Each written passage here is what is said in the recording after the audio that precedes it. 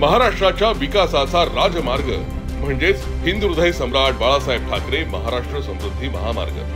हा केवळ एक महामार्ग नाही, तर महाराष्ट्राच्या सर्वांगीण विकासाची समृद्धी आहे आणि या समृद्धीचे खरे शिल्पकार म्हणजे आपले एकनाथजी शिंदे साहेब। महामार्गासोबत राज्याचा चौफेर विकास साधणारा आणि राज्यातील नागरिकांच्या जीवनात समृद्धी आणणारा एकनाथजी शिंदे यांचा हा महत्त्वाकांक्षी प्रकल्प महाराष्ट्राची राजधानी मुंबई आणि उपराजधानी नागपूर या दोन महानगरांना जोडणारा महाराष्ट्रातला पहिला सर्वाधिक लांबीचा ग्रीनफील्ड द्रुतगती मार्ग म्हणून राज्याची नवी ओळख ठरतोय।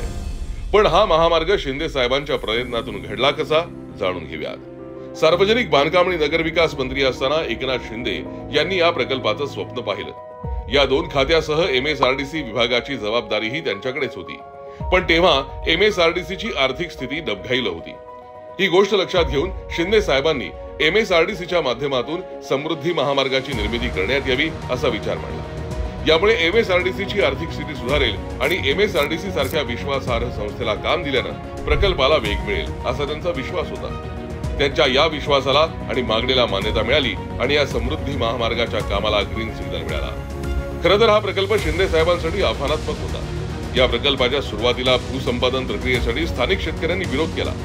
त्यावेळी शिंदे साहेबांनी स्वतः शेतकऱ्यांना भेटून त्यांची समजूत काढली। इतकंच नाही तर या प्रक्रियेत काही ठिकाणी त्यांनी साक्षीदार म्हणून देखील सही केली।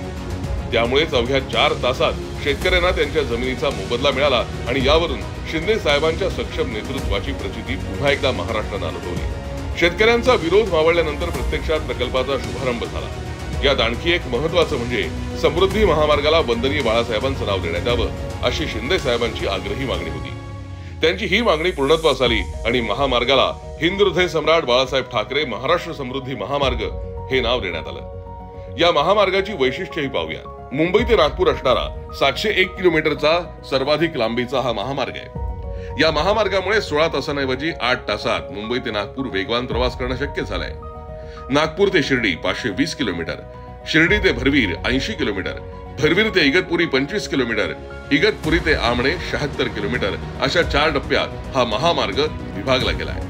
राज्यातील 36 पैकी 24 जिल्ह्यांना महामार्ग जोडण्यात आला असून मराठवाडा आणि विदर्भातील जिल्ह्यांचाही यात समावेश आहे। एकूण 25 इंटरचेंजेस, 33 मोठे पूल, 65 फ्लायओव्हर तसंच 19 कृषी विकसित केंद्र विकसित करण्यात आली आहेत। याशिवाय charging station, intelligent traffic management system, पथकर संकलन प्रणाली, ऑप्टिकल फायबर केबलची सुविधा उपलब्ध करण्यात आली।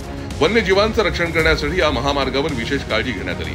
वन्यजीवांना एकीकडून दुसरीकडे जाताना कोणतीही अडचण येऊ नये यासाठी महामार्गावर 8 ओव्हरपास आणि 76 विविध संरचना बांधण्यात आल्या। पंतप्रधान नरेंद्रजी मोदी यांच्या भक्कम पाठिंब्यामुळे देवेंद्रजी फडणवीस, एकनाथजी शिंदे, अजितदादा पवार यांच्या दूरदृष्टी, सक्षम, कणखर नेतृत्वामुळेच समृद्धी महामार्ग हा आज महाराष्ट्राच्या समृद्धीची भाग्यरेषा ठरला आहे।